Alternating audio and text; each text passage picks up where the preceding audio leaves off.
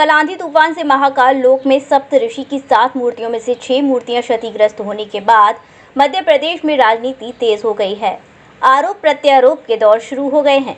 जहां कांग्रेस ने सीधे सीधे भ्रष्टाचार के आरोप लगाए हैं, तो वहीं दूसरी ओर भाजपा के नुमाइंदे, प्रभारी मंत्री और कलेक्टर इस मामले में लीपापोती करने में तुले हुए हैं। घटना को लेकर न कोई जांच के आदेश दिए, सिर्फ खानापूर्ति की जा रही है।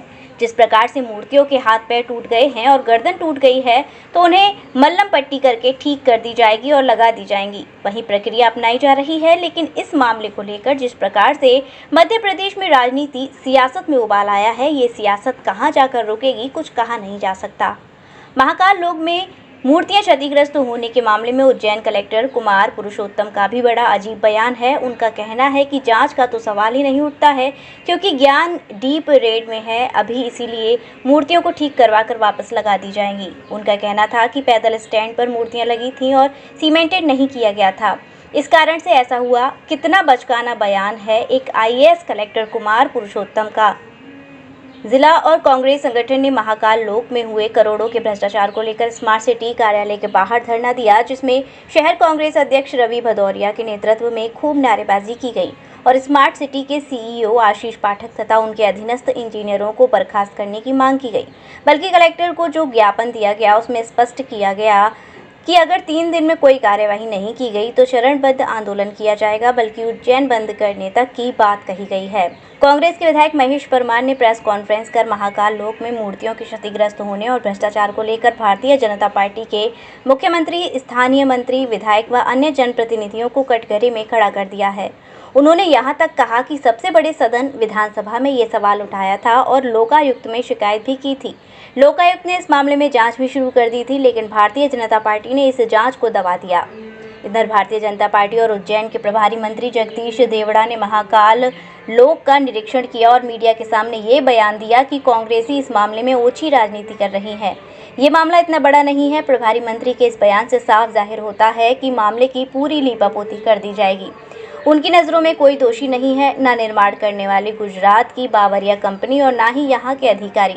सीधे तौर पर अधिकारियों को और एजेंसी को बचाया जा रहा है, क्योंकि इस संबंध में घटना को लेकर ना तो कोई मजिस्ट्रियल जांच के आदेश दिए गए हैं और ना अन्य कोई जांच के निर्देश दिए गए हैं। आपके चंदे का, आपके धर्म का पैसा खर्च कर दिया 1.5 करोड़ रुपए विधानसभा में प्रश्न में आया। मैं तो उस में जाना नहीं चाहता। आप सब लोग गवाह हो, मध्य प्रदेश शासन ने दिया है। सबसे बड़ा कोई दोषी है, भ्रष्ट है और जिम्मेदार है तो कलेक्टर है, नगर निगम का कमिश्नर है, स्मार्ट सिटी का CEO है और वो सभी अधिकारी कर्मचारी। सबसे बड़े दोषी कोई है तो मध्य प्रदेश के मुख्यमंत्री शिवराज सिंह चौहान जी हैं, यहाँ के सांसद अनिल फिरोजिया जी हैं, यहाँ के मंत्री मोहन यादव जी हैं, पारस जैन जी हैं, यहाँ के प्रभारी मंत्री हैं और भारतीय जनता पार्टी का एक वो जनप्रतिनिधि जब वो वाही लूट रहा था, अपनी पीठ थपथपा रहा था। वो अगर आज हमारी सरकार होती, कमलनाथ जी मुख्यमंत्री होते और इस तरह का ये कुकर्म हुआ तो हम स्वीकार करते, लेकिन अब आपके सामने है। अब इसमें तो बोलने के लिए इनके पास कुछ बचा नहीं है। ये पूरी स्थिति है। मैं फिर कह रहा हूं कि सब चीज के लिए अगर दोषी है तो तात्कालिक कलेक्टर आशीष सिंह है।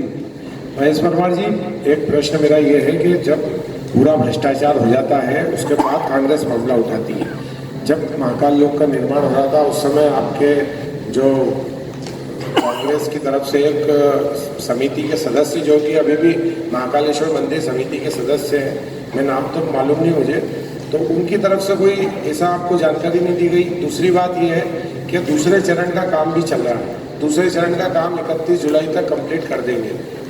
जब पूरा भ्रष्टाचार हो जाएगा फिर आप आवाज़ उठाएंगे या उसको लेके भी आप कुछ जांच की मांग करेंगे? ये आवाज मध्य प्रदेश की विधानसभा से बड़ी जगह तो उठाने के लिए कुछ है नहीं, माननीय लोकायुक्त से बड़ी कोई चीज तो है नहीं। सब जगह वही तो मैं कहना चाहता हूँ कि शिवराज सिंह चौहान खुद तो चोरों की पहरेदारी कर रहे हैं, क्योंकि सबसे बड़े चोर तो वो है मध्य प्रदेश के, वो खुद तो बैठे हुए हैं। ये आपकी बात को मैं दोहरा रहा हूं, इतना बड़ा काम हुआ। पारदर्शिता की बात करें तो वहां कोई लेबोरेटरी नहीं है।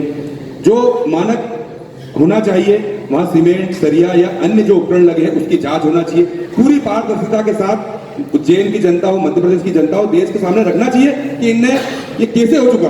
अब हमारा कौन सीमेंट, सरिया, गिट्टी कौन बेच रहा है? माननीय मंत्री जी के परिवार के लोग बेच रहे हैं। सीमेंट कौन बेच रहा है? सांसद जी के लोग बेच रहे हैं। सब वंडर सीमेंट की एजेंसी किसकी है? लेकिन फिर मैं निवेदन करना चाहता हूं कि ये मोहन यादव जी हो या पारस जैन जी हो, शिवराज सिंह जी, ये पूरे विश्व में आज हम सबको नीचे देखना पड़ रहा है, कलंकित। इतना बड़ा भ्रष्टाचार आप माँ छिपरा मैया को इन लोगों ने नहीं छोड़ा, स्मार्ट सिटी में एक एक उज्जैन के नगरवासियों को नहीं छोड़ा, अब भगवान महाकाल को नहीं छोड़ा, तो आप और हम सब लोग जब सबसे हम लोग तो एक जनप्रतिनिधि एक संगठन के लोग हैं, लेकिन आप लोगों से पूछेंगे कि आप इतने वरिष्ठ पत्रकार हो, आपने हमेशा न्याय की लड़ाई लड़ी है, जब पूछेंगे कि उज्जैन में इतना बड़ा 700-600 करोड़ रुपए खर्च करने के बाद 6 महीने में जो मूर्तियां स्थापित की वो धराशायी, एक हवा में धराशायी हो गई, तो जब आप लोग क्या कर रहे थे? ये तो इतिहास में दर्ज हो चुका है मामला। जिस तरह से मोदी जी कह रहे थे कि इतिहास महाकाल लोग, शिवराज जी कह रहे थे, मनमोहन यादव जी कहते हैं, पारस जी कहते हैं, अनिल फिरोज जी कहते हैं, मध्य प्रदेश शासन का एक एक मंत्री कहता है, तो अब ये भ्रष्टाचार, हमारे सप्त ऋषियों की मूर्ति वहां जाकर आप देखिए, लोगों को जाने नहीं दे रहे, रोक रहे हैं। तो अब ये विषय मुझे लगता है इससे बड़ा देश में कोई पाप भारतीय जनता पार्टी इससे बड़ा पाप हो नहीं सकता, भगवान महाकाल इनको माफ नहीं करेंगे। आप तो इस विषय पे ये हम सबकी जिम्मेदारी, हृदय पे चोट है, ये मुद्दा नहीं है, ये तो मैंने आपसे पहले भी कहा, ये मुद्दा आपका भी है, आपका भी, सबका मुद्दा है। कांग्रेस पार्टी ने पुरजोर तरीके से जो भारतीय जनता पार्टी की सरकार ये 300 करोड़ रुपए शुरुआत कमलनाथ जी ने तो की है। भ्रष्टाचार की बात हो, सिंहस्थ वाले मामले में भी 15 महीने सरकार रही, हर मुद्दे पे खान डाइवर्सन का मामला हो, और सबसे बड़ा प्रमाण ये लोकायुक्त में प्राथमिक दर्ज होना कांग्रेस ने उठाया है, ये महेश परमार ने नहीं, कांग्रेस पार्टी ने उठाया है। अगर मैं आज कांग्रेस पार्टी का बैनर नहीं होता, मैं कांग्रेस पार्टी का छोटा सिपाही हूँ। कमलनाथ जी के नेतृत्व में आप देख रहे हैं यहाँ 50%, 60% पूरा कमीशन चल रहा है, 3 से लेकर 18 तक पूरे मध्य प्रदेश में क्या हुआ, लेकिन उन विषयों पे मैं जाना नहीं चाहता। आज सबसे महत्वपूर्ण विषय ये है, मैंने पहले भी आप सब वरिष्ठ पत्रकार साथियों से, हमारे बंधुओं से निवेदन किया कि भगवान महाकाल का मामला है, ये सब मामलों से इसके सामने सब चीजें शून्य हैं। जब देश के प्रधानमंत्री जी यहाँ आते हैं, असंख्य पैसा, करोड़ों अरबों रुपए खर्च करके हजारों की संख्या में पूरे देश प्रदेश से बसें भरकर आप लाते हो, मुख्यमंत्री जी, मध्य प्रदेश शासन के जितने भी मंत्री हो, या इनके एक एक नेता कर्मचारी हो, या जितने भी मध्य प्रदेश के IAS IPS हो, या जितने भी चीफ इंजीनियर स्तर के अधिकारी कर्मचारी हो, 15 दिन तक यहाँ लगे। उसके बाद ये कुशासन, ये कितना बड़ा कुकर्म किया भारतीय जनता पार्टी की सरकार ने अधिकारियों के साथ मिलकर, ये विषय है आज। इन विषयों पर छिपरा खान डाइवर्सन का मामला, हमने विधानसभा में कांग्रेस पार्टी में 200-300 करोड़ का भ्रष्टाचार हुआ।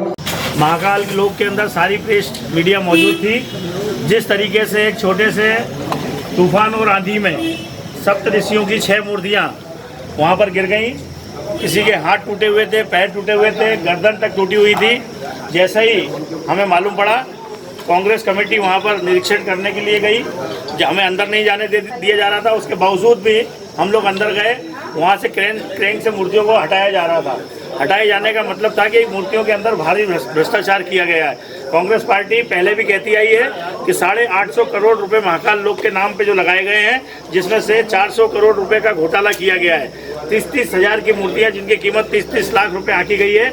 आज उन मूर्तियों का क्या हश्र है? आज पूरे शहर की जनता इस बात से व्यथित है कि भारतीय जनता पार्टी के लोग और यहाँ पर जो प्रशासन उस टाइम की जो एजेंसी थी, निर्माण एजेंसी, उन लोगों ने कितना घटिया कार्य महाकाल लोक के नाम पे किया।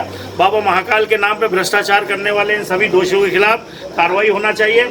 आज हम स्मार्ट सिटी कार्यालय में माननीय कलेक्टर महोदय के नाम यहाँ पर ज्ञापन देने आए हैं। ज्ञापन के माध्यम से हमने उन्हें बताया कि जो निर्माण एजेंसी है उसे ब्लैक लिस्टेड किया जाए।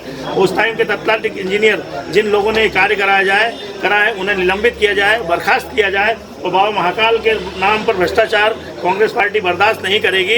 क्योंकि पहले भी हमने बोला था कि 1 साल होने दो, 1 साल के बाद मालूम पड़ेगा कि महाकाल लोक में किस तरह का कार्य किया है। बाबा महाकाल ने खुद ही इस कार्य को दिखा दिया। कल एक ऐसी घटना हुई कि हल्की सी बारिश थी, हल्का सा तूफान था, आप सब लोग अंदर थे, मुझे भी अंदर नहीं जाने दे रहे थे, सारे लोगों को बाहर रोक दिया गया था। रोकने का मुख्य कारण सिर्फ एक था कि लोग वहाँ देख नहीं पाए कि क्या हुआ है। वो तो पूरी कांग्रेस पार्टी वहाँ पहुँच गई, मीडिया पहुँच गई। मीडिया का बहुत शुक्र है, गुजार हूँ मैं कि उन्होंने वहाँ पहुँच के पूरे देश को दिखाया कि किस तरीके से भारतीय जनता पार्टी के लोग भ्रष्टाचार में लिप्त हैं। निश्चित रूप से भ्रष्टाचारियों पर कार्रवाई होना चाहिए। और आज हम ये ज्ञापन देकर ये माध्यम से बताना चाह रहे हैं कि 3 दिन का हमने समय दिया है। 3 दिन में अगर कार्रवाई नहीं होती है तो हम वापस से स्मार्ट सिटी कार्यालय को घेरेंगे, आमरण अनशन करेंगे, धरना करेंगे, यहाँ तक कि उज्जैन बंद भी हम कराएंगे। क्योंकि नेशनल स्तर का मुद्दा है, बाबा महाकाल के नाम पे भ्रष्टाचार को बर्दाश्त नहीं किया जाएगा। पूरी कांग्रेस पार्टी पूरी ताकत से इसमें आंदोलन करेगी। इसमें कलेक्टर का बयान आया है कि इसमें जांच जैसा करने जैसा कुछ है ही नहीं। कलेक्टर साहब तो अभी आए हैं, कलेक्टर साहब को आए कितने दिन हुए हैं? इसके पहले जो तत्कालीन कलेक्टर थे उनसे पूछा जाए, कि भैया आपने कितने की मूर्तियां मंगाई थी, और अभी भी वो ये कह रहे हैं कि हम इनको बहुत अच्छी तरह, इसकी जो निर्माण एजेंसी का कह रही है कि अब हम इनको अलग तरीके के तत्वों से वापस बनाएंगे। अरे भाई, जब बाबा महाकाल के नाम जो मूर्तियां लगा रहे थे तो अष्ट धातु की मूर्ति लगा देते हैं।